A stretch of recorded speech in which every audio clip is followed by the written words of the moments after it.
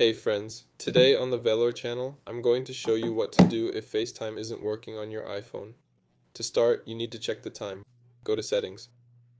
Hold on. Okay, go to settings, then go to general. Here you need date and time and make sure automatic date and time is set. That's how mine is. Next, if that doesn't work, make sure you don't have any pending updates on your iPhone. Here, under software update, make sure you download and install it.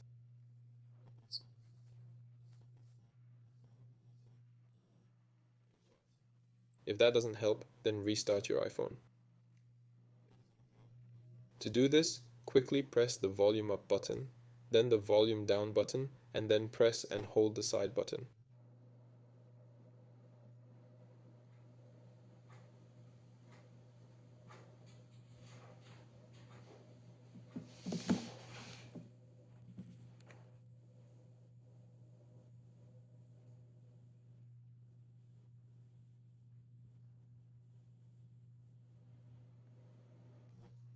Once it's off, turn it back on.